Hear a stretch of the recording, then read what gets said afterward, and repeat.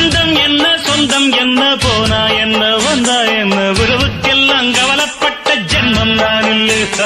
பாசம் வைக்க நேசம் வைக்க தோழன் உண்டு வாழ வைக்க அவனைத் தவிர உறவுக்காரன் யாரும் இங்கில்லே.